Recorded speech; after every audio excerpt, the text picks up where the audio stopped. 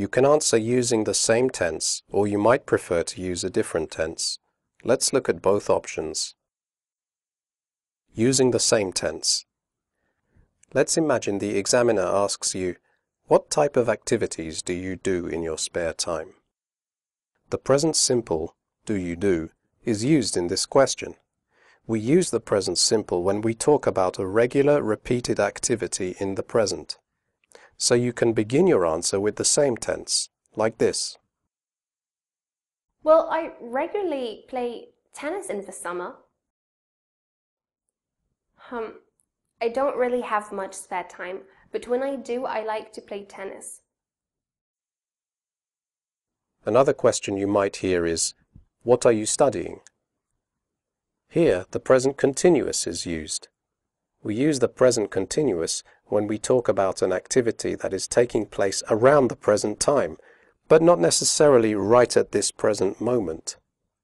In this case, you can begin your answer in this way. Right now, I'm studying psychology. Using a different tense.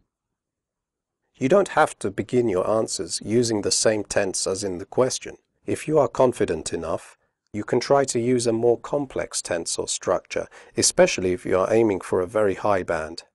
Watch this example. No, I've never met them personally, but my brother has chatted to them a few times. Did you notice how the examiner used the present simple, but the candidate began her answer with the present perfect simple? We use the present perfect simple to talk about our general experiences, things that we have done in the past without saying when we did them. The present perfect is considered to be a more complex structure, and it is typically used correctly by candidates who deserve a high band. Now watch this example. Well, I would if I had the time. Unfortunately, I'm just too busy. This time the examiner uses the present simple, but the candidate begins the answer with a second conditional structure. We often use the second conditional to talk about a hypothetical or imagined situation in the present or future. Again, this is a more complex structure and would typically be used by a candidate who deserves a high band. Questions about changes, questions about hypothetical situations, and questions about comparing and contrasting. Let's look at the first type, questions about changes. The examiner may ask, how have shopping habits changed in recent years? If you get such a question, you need to think carefully about the tenses that you are going to use in your answer. If you want to talk about a current trend, use the present continuous. Well, I think people are shopping much more now than in the past. If you want to say how a situation has changed over time up to the present moment, use the present perfect. I think people's shopping habits have changed dramatically in recent years. If you want to talk about something that people did regularly in the past but not today, use used to or didn't used to. I think people didn't used to shop very much in the past. Now let's look at hypothetical questions. The examiner may ask you a question like, which countries would you like to visit in the future? If you get such a question, you need to think about the structure you are going to use in your answer. If you talk about an imaginary situation in the present or future, use would plus infinitive. I think that Scotland would be a very interesting country to visit.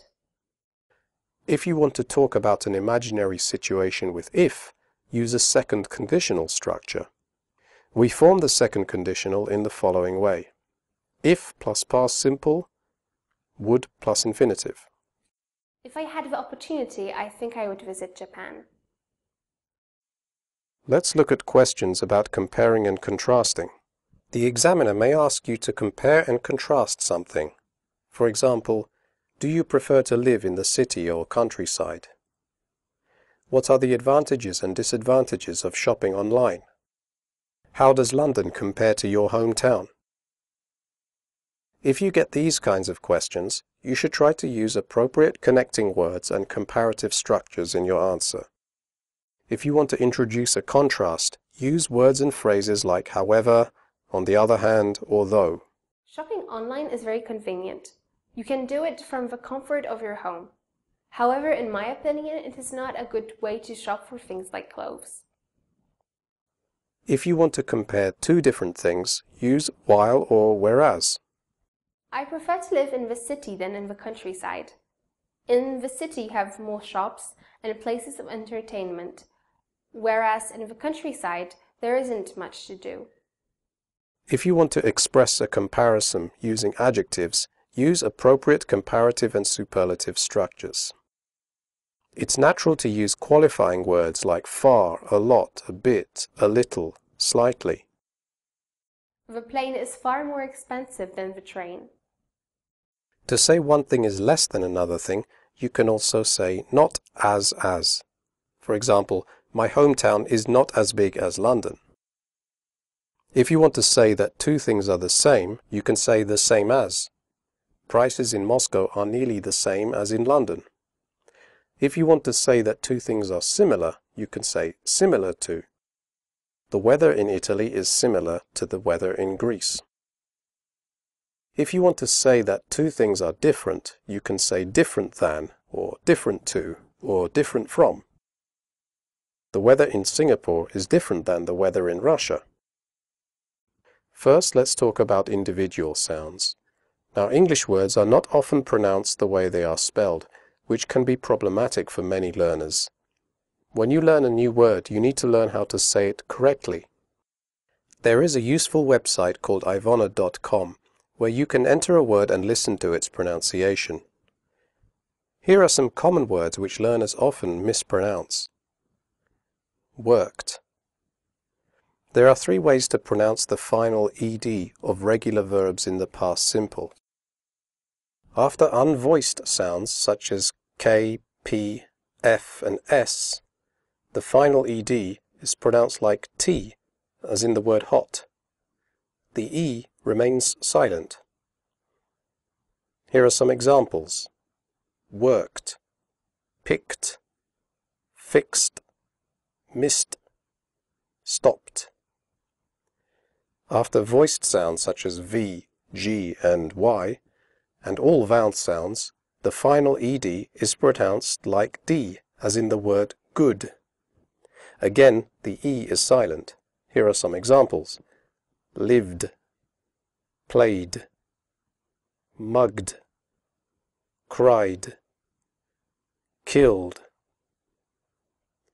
After d and t, the final ed is pronounced id, as in did. Started, decided, traded, fitted, noted. Debt. In the word debt, the b is silent. We do not say debt. We say debt.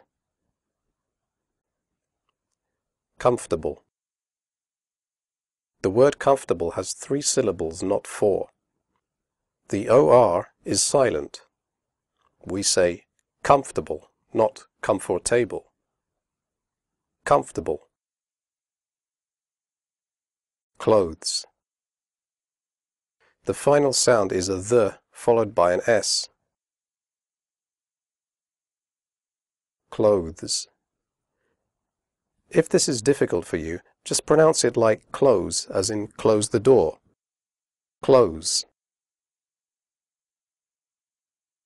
Answer. The W sound is silent. Answer.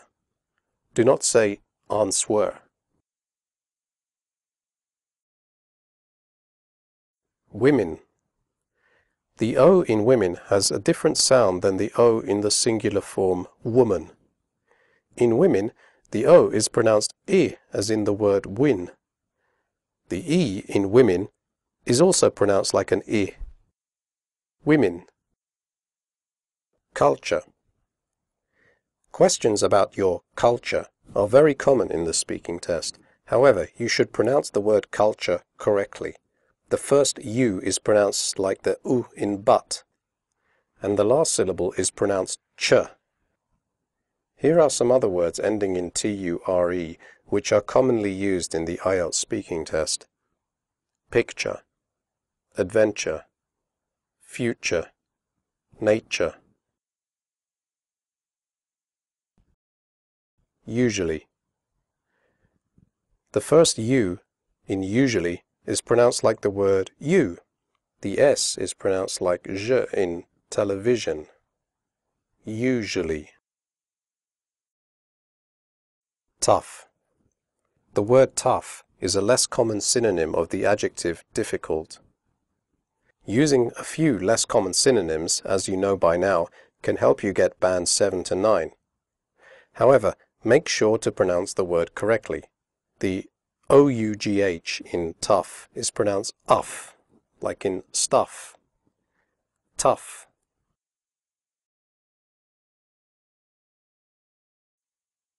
Recipe. If you have to describe a recipe in the speaking test, make sure you pronounce the word recipe correctly.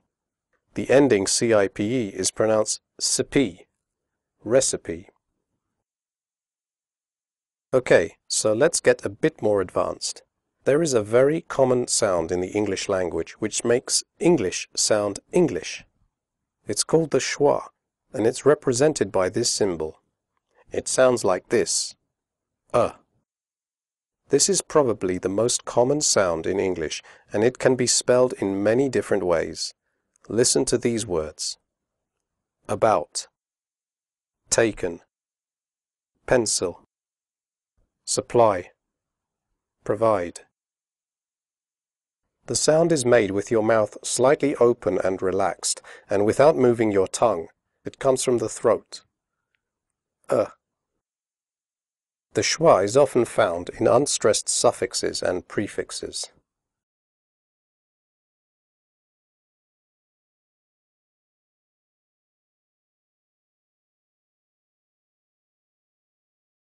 Okay, so now let's get even more advanced. When native speakers speak at a natural speed, the pronunciation of many words changes and the schwa becomes even more common. Listen to this sentence spoken slowly. I went to a town where there were a lot of tourists. Now listen to the same sentence read quickly. I went to a town where there were a lot of tourists. Did you hear the difference? The pronunciation of unstressed words often changes in natural fast speech. These words include to, where, there, I, you, were, from, for, are, and of. In natural fast speech, they all contain the schwa sound. T, w, the, y, w, from, f, I went to a town where there were a lot of tourists. Now listen and repeat these examples, first slowly and then quickly. How are you? How are you? When are they arriving? When are they arriving? Where are you going? Where are you going? I've just got a present from my brother. I've just got a present from my brother. Have you ever been to Italy? Have you ever been to Italy? Do you know where the children are hiding? Do you know where the children are hiding? I'm going to town for an hour or two. I'm going to town for an hour or two. I've just got back from America. I've just got back from America. There are lots of interesting cafes in my town. There are lots of interesting cafes in my town. These are just a few typical pronunciation features of English. There are many others, and if you are interested in improving your pronunciation, There are plenty of courses on the internet, like the BBC's course.